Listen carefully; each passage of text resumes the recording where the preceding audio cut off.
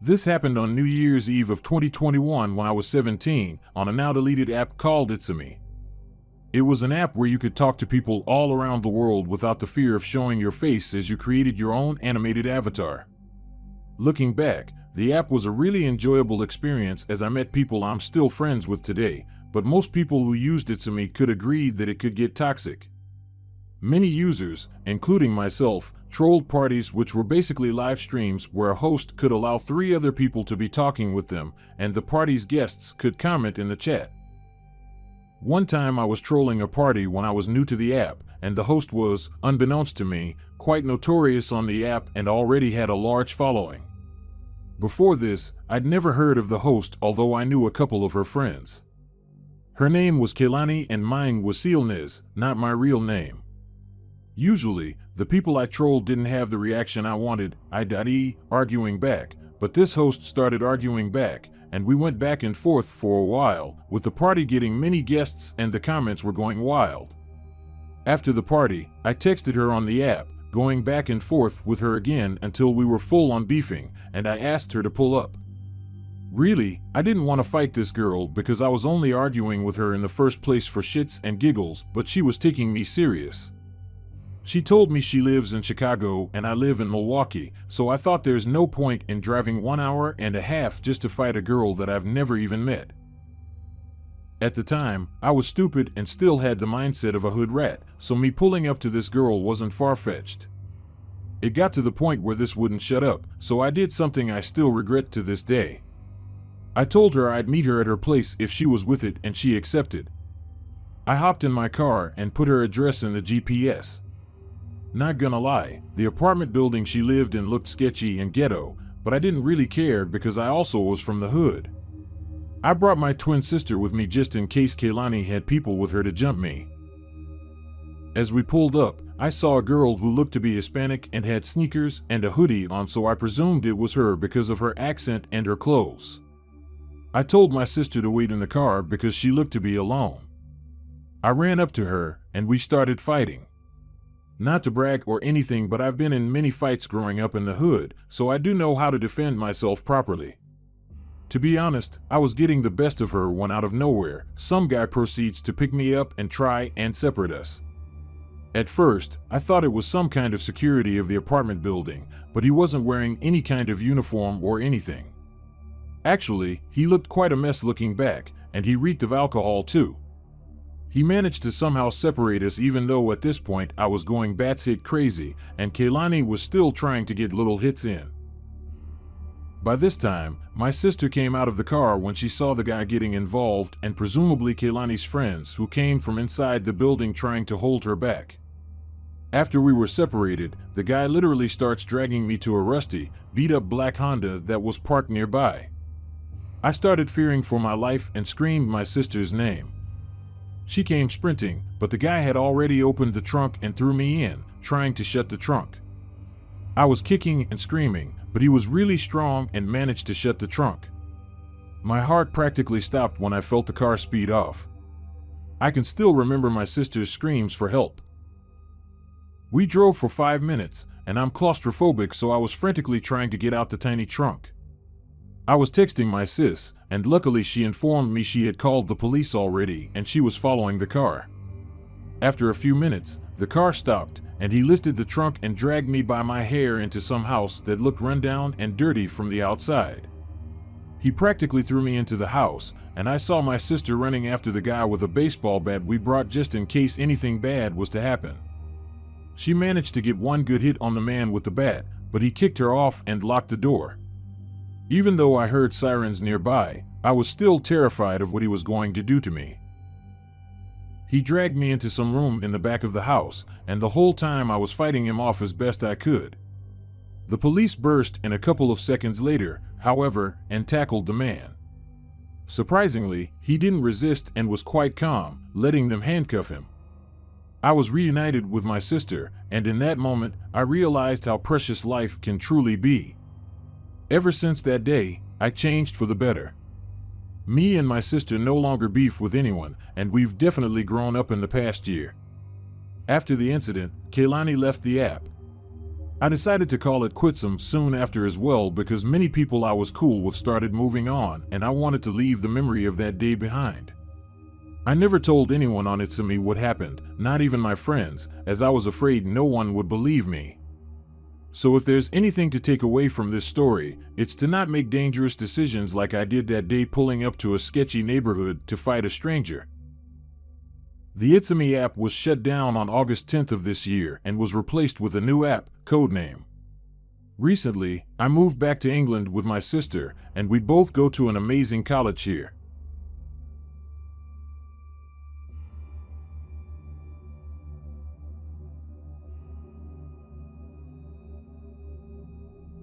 This story takes place on December 31st, 2009. For a little backstory, I grew up in South Florida, and I moved to Southern California in 2009 because I loved two things more than anything, weed and skimboarding, and it was the mecca for both. So I spent a few months growing weed and skimming the best waves of my life. After I grew the weed, I packed up and went to drive back to Florida to sell it and show it off. At the time, having purple weed in Florida was a big deal. A side story to this, on my drive back, I got pulled over in Blythe, California, middle of nowhere. And by some miracle, the cops didn't search the duffel bags in my trunk, so I considered myself the luckiest guy on earth. Boy, was I wrong on the lucky part. I got back to my apartment a couple of days before New Year's Eve and was very excited to show off the weed to friends. Now, I sold weed. I was never a kingpin of any sort, but people knew they could get weed from me anytime. Come hang out and smoke, just good vibes. So now to the night in question. It started like any other, a couple of friends over, my girlfriend at the time. It was going great. My friends all wanted to go to a New Year's Eve party a buddy was having.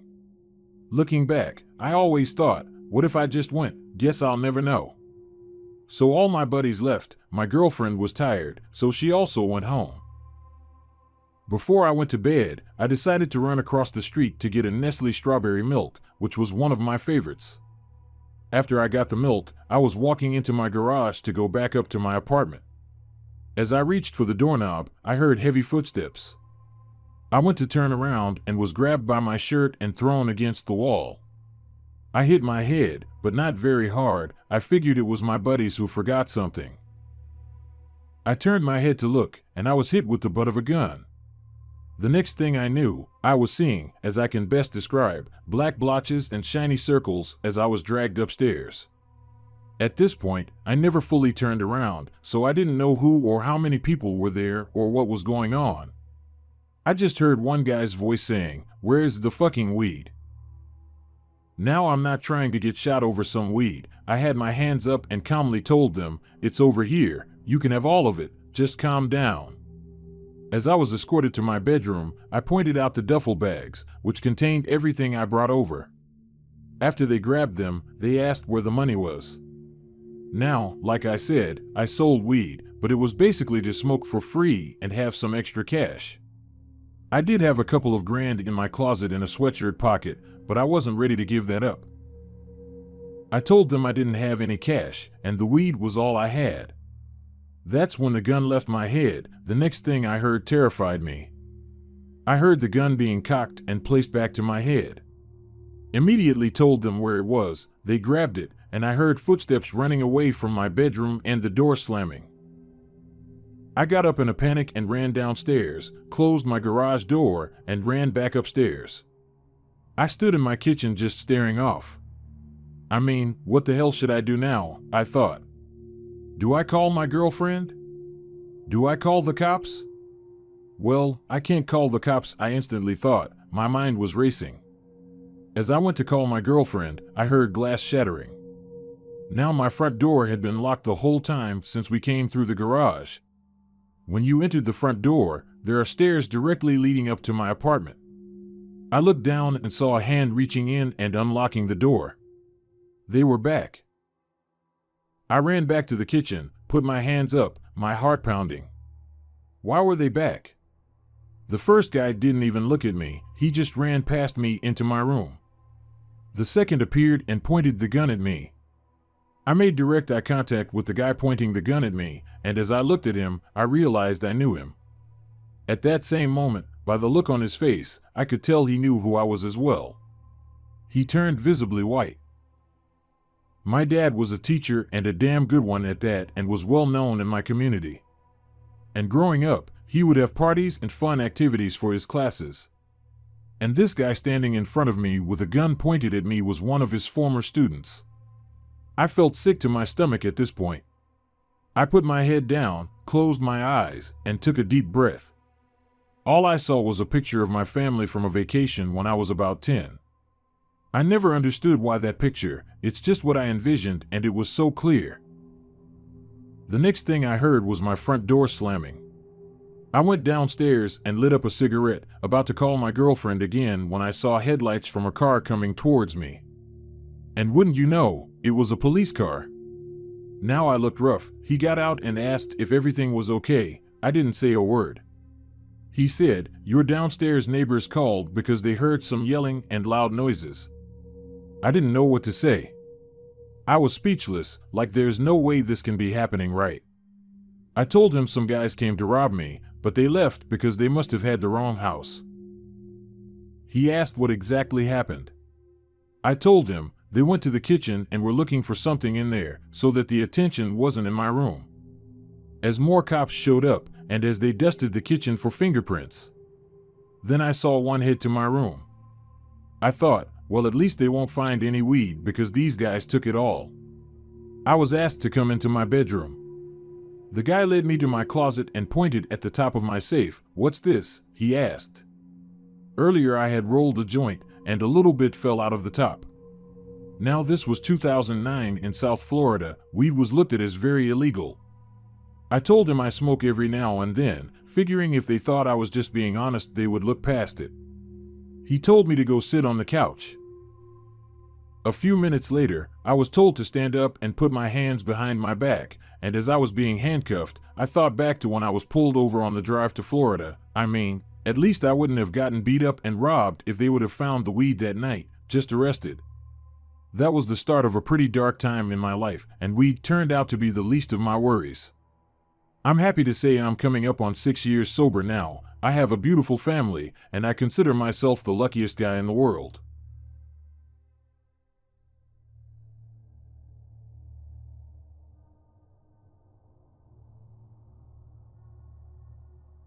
This all happened Tuesday night. My significant other, Kyle, and I went to an absolutely fantastic concert for New Year's Eve. We met up with a few friends, but they all left right after midnight. The bands were great, so we wanted to stay for the rest of the show. Kyle got a call from a good friend, Nathan, around 1 a.m. Nathan said he was at the same bar and wanted to know if we were still there. We were stoked because Nathan never gets out of the house. He's a super cool guy, and we love hanging out with him. He had his girlfriend with him, who I like a lot, and his friend Derek. I don't like Derek at all. Derek gives off a creepy vibe. He talks slow and monotone, and he stares for too long and leans in too close. He is Nathan's pity friend. They were best friends for a long time, and Derek's family did a lot for Nathan during a rough time. Nathan will bring him along every now and then because he feels obligated at this point, but he has no trust in him whatsoever. Derek is a drug addict. Anyways, we all hang out and have some laughs. Derek sits there being freaky, as usual, just staring at everyone. When he would speak, it would be something off the wall and completely unrelated to anything we were talking about. Once, he looked at Dawn and me and said, "I think it'd be really weird if you two made out." Okay? Yeah, it would be weird. We ignored him and kept having fun. The bar closed down, and Kyle asked them if they wanted to come to our house and have some more drinks and play foosball and Tekken. I was a little annoyed because he didn't okay this with me first and I was ready for bed. I wasn't that upset though. I know that Kyle likes to have company. I told Kyle that I wouldn't mind if it was just Nathan and Dawn, but I don't want Derek in our house. I don't trust him. Kyle brushes it off and says, "What's the worst that can happen? It'll be fine. He's just weird." Well, when we were all leaving, we had to wait for Derek in the parking lot for the longest time. Turns out, he was waiting outside the door of the bar and trying to get any girl to come with him, bribing them with free pills. I got mad and said, "What makes you think it's okay to invite random people to my house?" He just laughed. We get to my house, and he sits on the couch by me. He keeps poking me, and when I ask what he wants, he just stares for about 10 seconds before saying, "What's up?" I started ignoring him. He continued to poke me or try to tickle my feet. I wouldn't even look over. Then he starts getting phone calls from people asking for pills. I went to the bathroom, and he tried to follow me in there. I just pushed him out and locked the door, and he continued to knock. After this, he starts trying to get Nathan and Dawn to take him home, which was 45 minutes away, and it's 4 a.m. They tell him no way, that they had agreed that he was staying with them. They actually wanted to go to their house and sleep in their own bed, 10 minutes away. He didn't want to go to their house. He either wanted to go home or stay at our house. He started whining and telling me that I had to convince them to stay, and I told him no. He started saying that Dawn had drunk too much to drive. The girl had 1 beer the entire night. When they were going to leave, Derek comes back in and says he needs to use the bathroom. Kyle is overly trusting of people and doesn't pay attention to weird behavior. I am the opposite, so I was keeping an eye on Derek. I caught him going through my prescription bottles. They were nothing but antibiotics, but it pissed me off that he was trying to steal from us anyway. I told him he needed to leave immediately. He then stood in our kitchen, refusing to leave, staring at us. I said that they were waiting on him, and he needed to go with them. He kept staring and said, "Don't you remember that time I gave you guys a ride? Well, make it even. You either convince them to stay, or I stay here, and y'all take me home." No way. He gave us a ride home when we had a flat once, and we lived 2 blocks apart at the time. We are not going 45 minutes away to take a weirdo home that's refusing to leave, for reasons unknown. He kept saying that Dawn was drunk. Kyle speaks up and says, "If you get in a roadblock, I'll come get you." He says, "Well, are you gonna post a bail too? Because we're your responsibility now." I am beyond frustrated at this point and told Kyle, "You invited them, now get rid of him." I went and sat on the couch. Derek continued to stand there and stare at Kyle. Kyle, normally passive, is getting angry and telling him it's time for him to go and that we aren't taking him home or convincing anyone to stay. Derek says that he's not leaving, so he has to do one or the other. Kyle finally went outside and got Nathan to come, literally, drag Derek to the car. The next day Nathan called and asked if we were missing an iPhone because Derek mysteriously has one now. Yes, in fact, my old iPhone was missing from the drawer. It was off, and I'd rather just let Derek keep it than communicate with him further. Nathan has apologized profusely and says that he isn't bringing Derek around anymore.